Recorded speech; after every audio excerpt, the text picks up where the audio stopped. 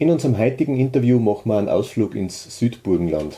Und zwar zu einer Einrichtung von Pro Juventute, zur WG Stegersbach. Wir sprechen dort mit der Anita und der Christine, die direkt dort berichten werden, wie die aktuelle Situation in ihrem Haus ist.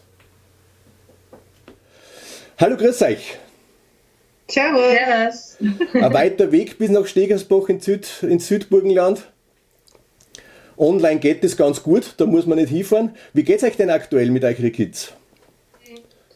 Also die Dynamik bei den Kids im Moment ist eigentlich sehr harmonisch, aber auch sehr wechselhaft. Ja. Weil natürlich ist die Corona-Situation auch die Kids sehr beschäftigt und wir das natürlich auch tagtäglich thematisieren müssen. Und wir da auch merken, dass da auch die Kids da bei der Dynamik sehr viel ausmacht. Bezüglich der angespannten Situation. Ja, wie funktioniert denn das? Wie erklärt ihr denn das? Naja, wir machen Gespräche mit den Kindern, wir schauen auch im Fernsehen Nachrichten an und reden dann drüber.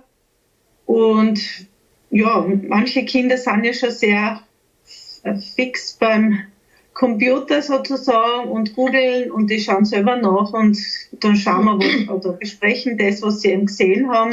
Weil oft sind es ja Informationen, die sie über 5 Ecken kriegen, die dann vielleicht gar nicht stimmen und da versucht man mit ihnen drüber zu reden, damit eben diese Fake News sozusagen, dass man das versucht zu unterscheiden, was ja momentan ja gar nicht so einfach ist und gehen in Diskussion dann mit den Kindern. Gell? Und wie geht es ihr mit dieser gesamten Situation im Alltag um? Naja, es war so, nachdem es geheißen hat, die Schulen werden geschlossen, haben wir uns versucht vorzubereiten auf diese Zuhause-Schule sozusagen, ja. Und wir haben halt in der ersten Woche die technischen Probleme mal lösen müssen, weil wir ja 7 Kinder haben, die Schüler sind. Und man hat in einer WG halt auch nicht unbedingt 7 Laptops oder 7 PCs zur Verfügung. Aber im Laufe der 3 Wochen sozusagen, jetzt bis zu den Ferien, hat sich das gut eingespielt. Und wir haben eine Tagesstruktur sozusagen wirklich schriftlich auf eine große Plakatwand dann aufgezeichnet, wo die Kinder sich gut orientieren haben können. Wir machen jeden Tag Sport. Es ist zwar dann sehr unterschiedlich gewesen, aber die Kinder haben sich sehr viel bewegt. Aber so stelle ich mir das schon ein bisschen vor, als wenn wir jetzt einen Sack voll Fleisch hirten müssen, oder? Ja, das ist schon zwischendurch auch so gewesen. Vor allem, weil die Bedürfnisse sehr unterschiedlich sind, weil das Kindergartenkind ist 5 und die Ältesten sind 15, 16. Da sind die Bedürfnisse sehr unterschiedlich. Ja.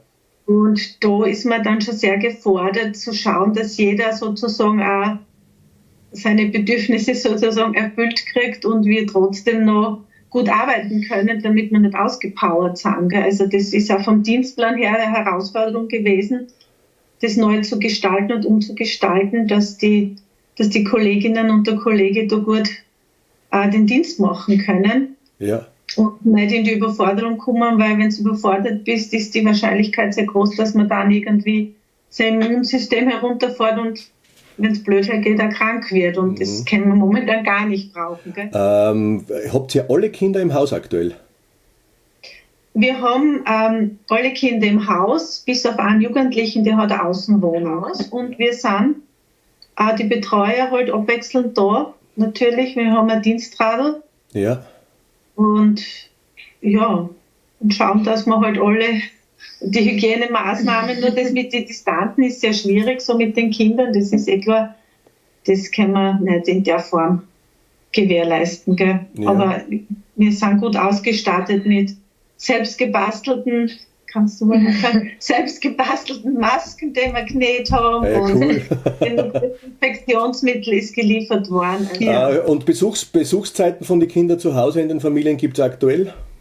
Nein, wir haben das ist sozusagen von oben bestimmt worden, dass wir die Besuche nicht ermöglichen können. Die Eltern sind eigentlich da sehr kooperativ, so gut es halt geht. Ja. Und Kinder haben alle Möglichkeiten eben übers Handy, über Zoom oder WhatsApp oder was auch immer.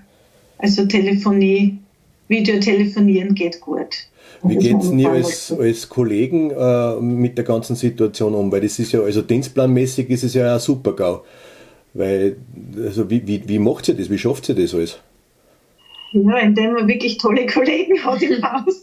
Das muss ich schon sagen. Also, weil es ist ja so, dass die Kinder mit ihren Schwierigkeiten, die sie mitbringen, ja auch, der Alltag ist ja trotzdem da, gell? Das Ja, Im genau. Streiten oder wenn da Aggression auftaucht oder eben in die Verweigerung oder plötzlich Jugendliche mahnen, sie möchten unbedingt zum Spar gehen und einkaufen und müssen einen Liebsten treffen oder die Freundin. Ja, Das sind auch Diskussionen, die dann natürlich nur dann gut gemacht werden können, wenn das Team sozusagen, die Kolleginnen und Kollegen, da auch genug zeitliche Ressourcen haben, um mit den Kindern diese Diskussionen zu führen. ja.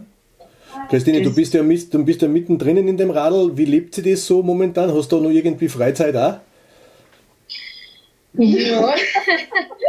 Also es ist momentan natürlich eine Ausnahmesituation und ist halt für mich halt auch irgendwie eine Aufgabe, mir Freizeit einzuteilen, wenn ich halt wirklich jetzt einmal nicht im Dienst bin und halt auch auf mich schaue und auch Psychohygiene betreibe, dass ich dann auch wirklich wieder mit Motivation und Ausdauer in den Dienst starten kann. Ja. Ja, auf jeden Fall weniger Freizeit als für sonst, aber ich probiere es mir möglichst gut einzuteilen. Was ist im Alltag so die größte Herausforderung deiner Ansicht nach gerade? Die Kinder zu motivieren und auch die Dynamik im Mikro zu halten und dass man einfach wirklich den Tagesablauf aber schaffen und runterkriegen und auch der Zusammenhalt für mich ist für mich gerade sehr wichtig mit den Kids. Ja. Gibt es noch was ihr eure Kollegen, die Branchenkollegen noch sagen möchtet über diesen Weg? Ja, es wird ein Ende haben und wir werden viel daraus lernen, denke ich mal. Und ja, also mein Wunsch wäre, dass auch die Öffentlichkeit und Sozialpädagogen ein bisschen mehr wahrnehmen würde, weil wir leisten wirklich auch eine 24/7 Arbeit. Und wir haben gerade 65 Tage im Jahr offen sozusagen und es wäre fein, wenn man das irgendwie, auch die Bundesregierung vielleicht einmal uns erwähnt. Die leisten gute Arbeit. Und es gibt viele Berufsgruppen, die momentan sehr gefordert sind. Aber wir gehören halt auch dazu. Ganz genau so ist es. Hey, danke euch zwar, dass ihr euch Zeit genommen habt. Ja, bitte gerne. Ich freue mich schon, wenn wir uns wiedersehen. Ja, wir freuen uns auch. Hoffentlich bald. Und